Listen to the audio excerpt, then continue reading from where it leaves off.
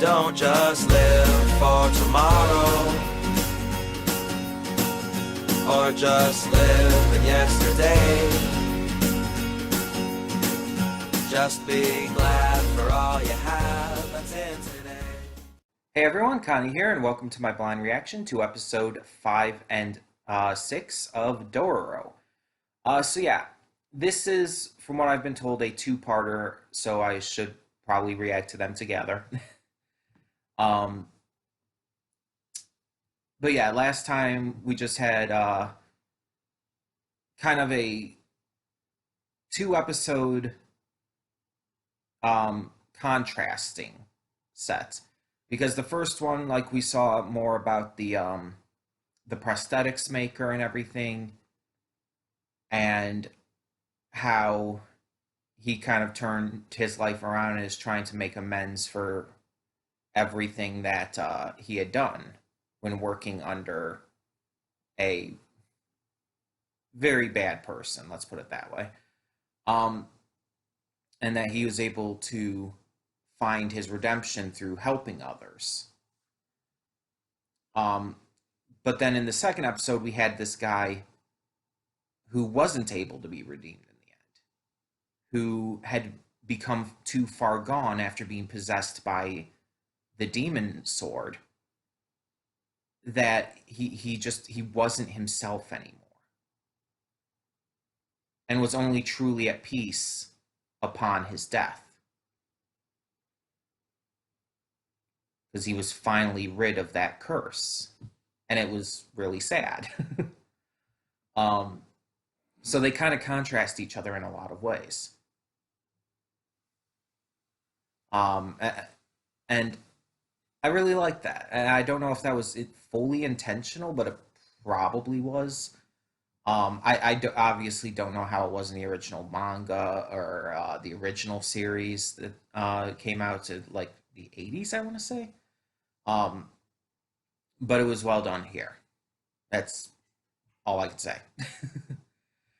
um, but yeah, so I know nothing about what's to come. I know nothing about this two-parter.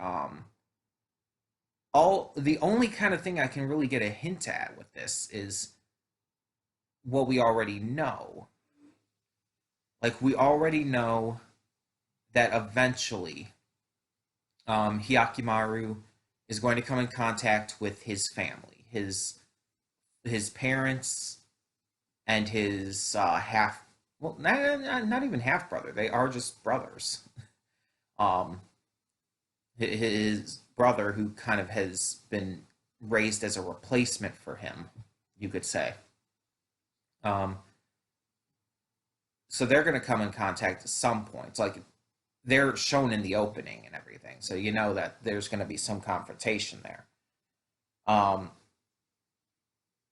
they just have no idea how that's going to come about. We also know, obviously, every time he, pretty much, not every time, but almost every time he takes out a demon or something, he gets something back. Like, he's gotten back his skin, he's gotten back his nervous system, he's gotten back his hearing, all of this stuff, and it's like, it's always that kind of sense of wonder, like, what's he going to get back next? What's he going to get back that the demons took from him upon his birth? It's just a really fascinating concept that they've really just executed well here. So I can't wait to see what more they do with it. Um, he doesn't have his eyes yet, so maybe that one will be coming soon. Um, though there's still a lot of other things they could do, I guess. I don't know. We'll have to see. We'll have to see. Either way, either way.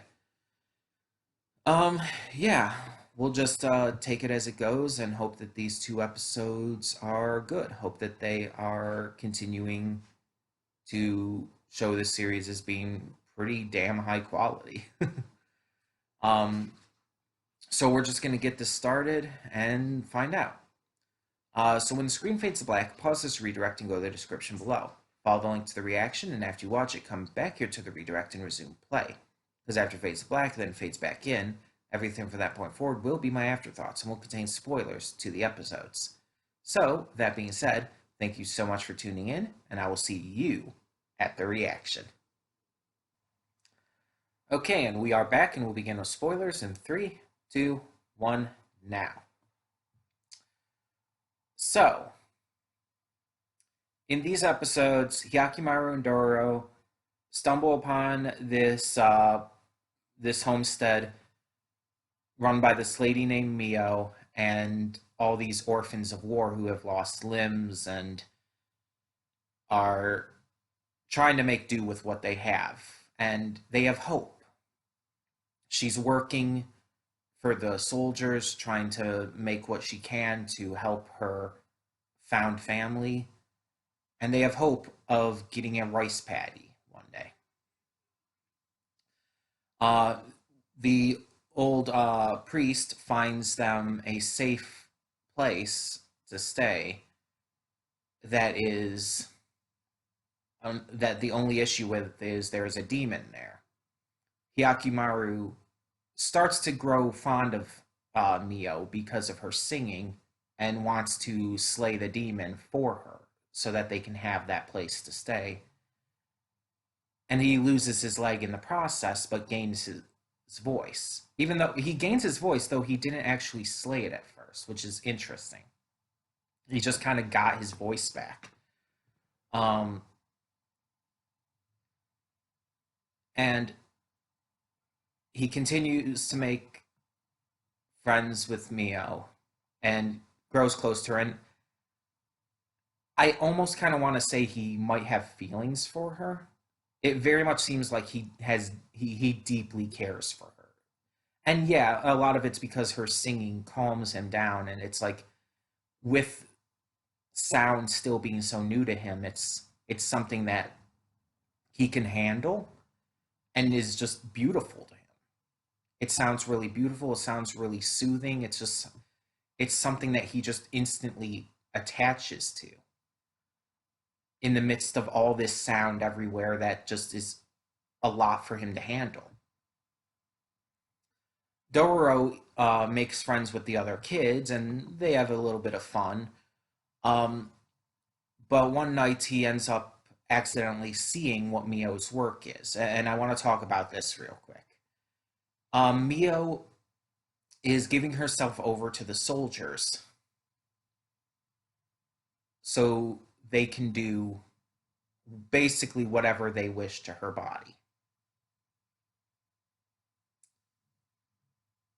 And as I said in the reaction, this is not just simple sex work. Um, I support sex work and I support sex workers, whether it's through OnlyFans or pornography or um, stripping or whatever else like that, cam shows, anything in that kind of range. I support sex workers and their decision and their rights to do what they do. But this is beyond that because she's getting hurt. She is getting physically injured every night, coming back with bruises, coming back like barely able to handle herself properly. She has to sing to herself and imagine herself far away just to be able to withstand it. That's not just sex work. She's literally putting herself through pain and misery. She clearly does not want to do this. But she's putting herself through it for her family so that they can have that rice paddy that they dream of, so that they can have a life that they dream of. And she talks to Dororo about this because she knows that he found out. And we find out more about Dororo in this instance too. That when traveling with his mother, she had done all kinds of things for work, but this is like the one thing she never did. That she would always refuse to do, but that in the end, it is what she died from. And so you can see why Dororo had such a visceral reaction to it when he first found out. This is deeply personal for him. His mother died from doing this, whether consensually or not. Either way, it's horrible. It's horrible. It's, as it was put in the episode, it's admirable that she's willing to put up with that she's willing to go through with that for her family, and that's very admirable. But at the same time, it's like, God, I can't even imagine. And on top of that, she starts doing it for both armies, and they find out, and her and her family, the kids, are all killed, brutally killed by the army for just the fact that she did this to the with the other army too, because they suspected her as a spy. And it's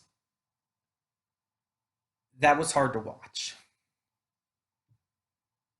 Seeing them, like, not only seeing their dead bodies, but actively seeing some of the kids be killed and everything, seeing her laying there with her last breath singing,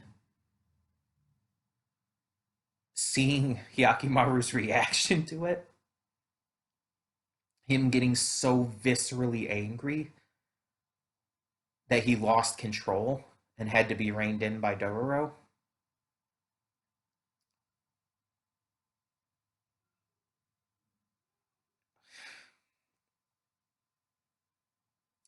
I've seen samurai anime before, and I've seen plenty of anime where good, wonderful characters die undeservedly, even in horrible ways.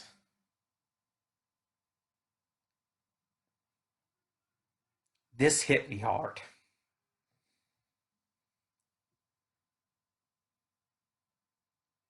I don't know if you could tell during the reaction, you probably can right now, but during the reaction, like at the end there, I was really on the verge of breaking down. And I think it's because of Hyakimaru, because of his reaction to everything, because of his pain, because he had grown so fond of Mio that it could be seen as love.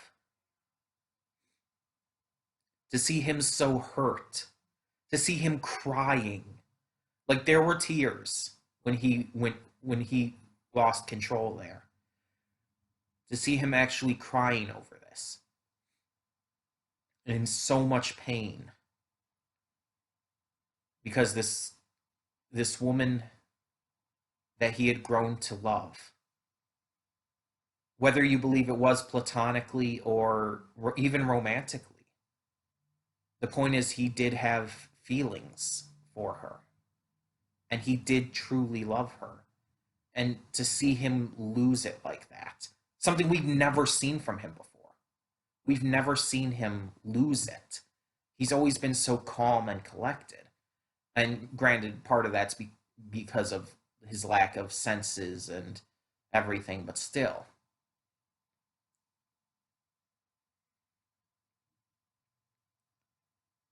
A big theme in this episode was the priest telling Dororo to not basically let Hyakimaru give in to this kind of emotion, to make sure that the monster in him doesn't come out, but that's not what I saw from that.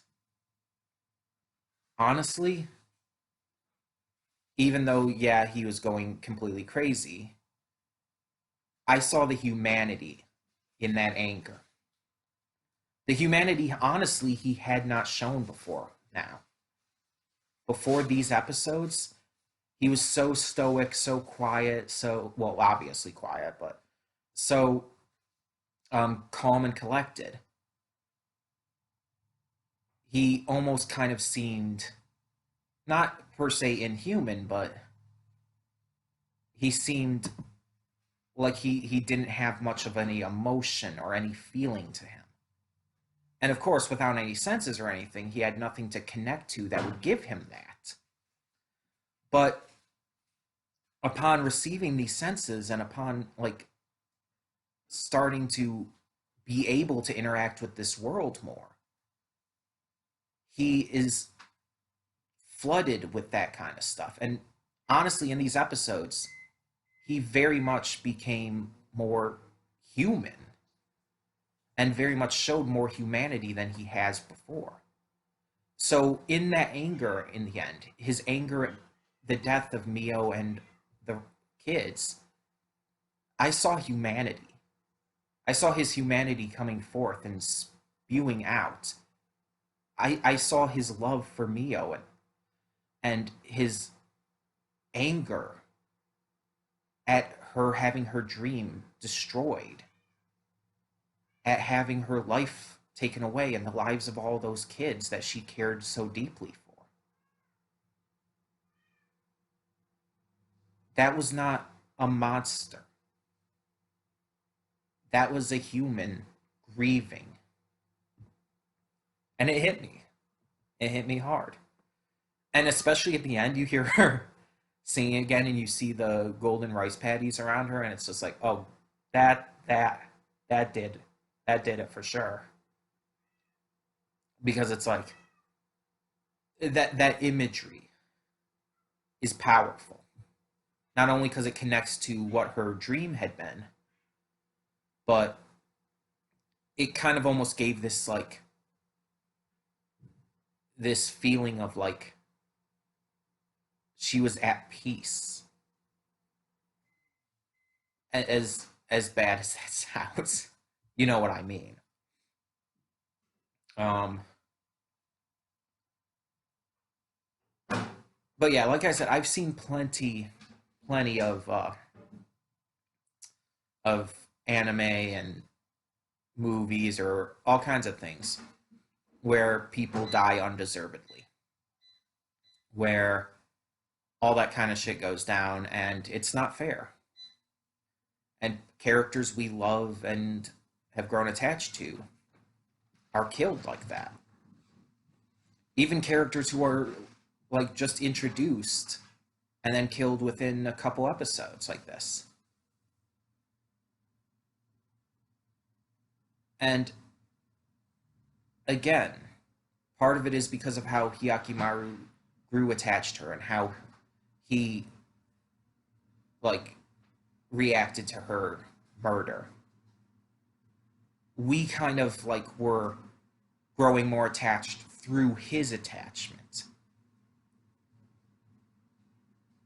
It was a catalyst for us as viewers to connect more with her character as well.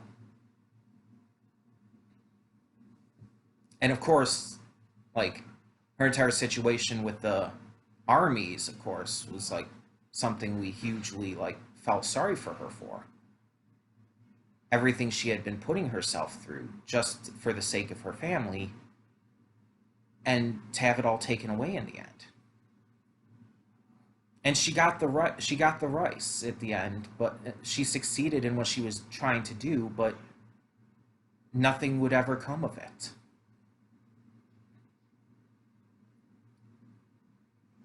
This is a situation, this is a case where this is not a happy ending.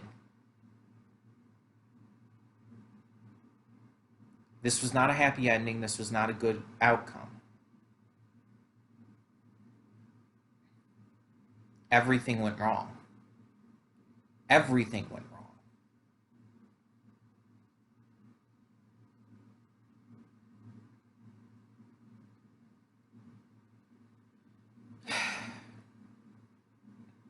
But I actually like that. I hate that it happened, but I think that in a show like this, you need to show the brutality of things as well.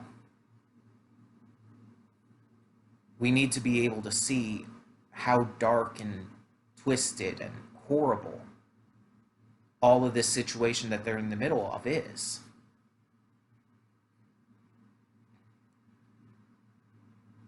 And I think this is going to be a big theme going forward. Now, the one issue I had with this, the one issue with these episodes is that Hyakimaru seems to understand human speech. I might be wrong about that. He might just like be latching on to certain sounds and everything, but it does almost seem like he's understanding what certain people are saying. Like he understood what was going on with the demon and everything, and knew he had to go take it out. He understood what was being said by the priest. He understood what was being said by Mio and stuff. And the issue with this is that he lived his entire life up to this point with no senses. All he had was the like this sixth sense ability to see people's souls and the energy that it gives off. Without any senses, he would have no idea what speech even is. He would have no idea how to say words, like at all.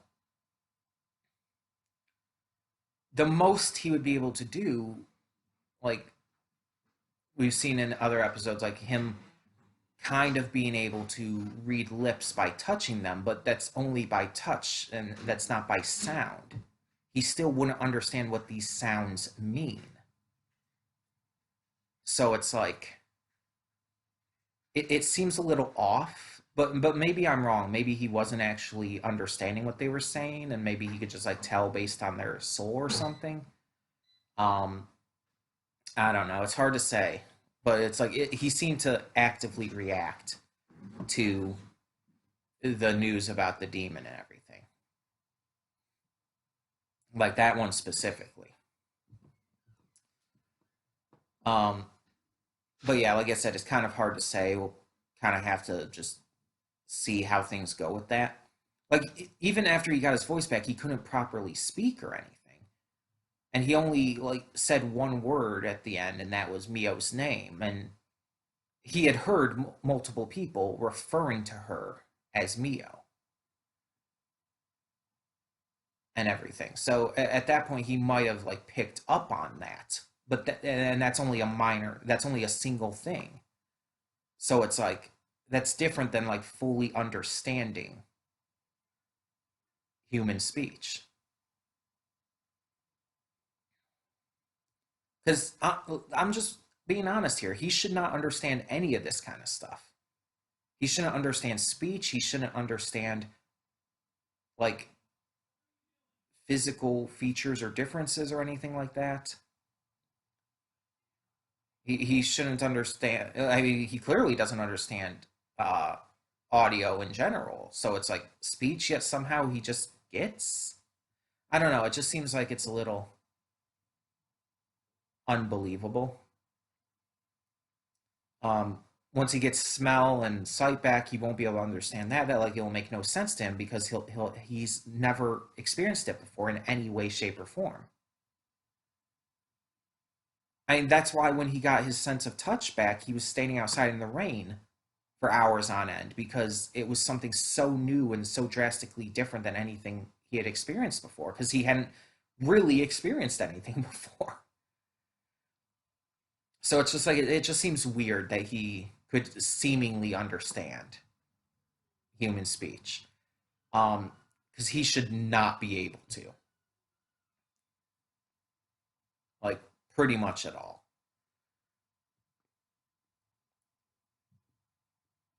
And I don't know. We'll see how it goes. We'll see how it goes, and just kind of take it from there. Um, but yeah, even outside of that little like possible plot hole,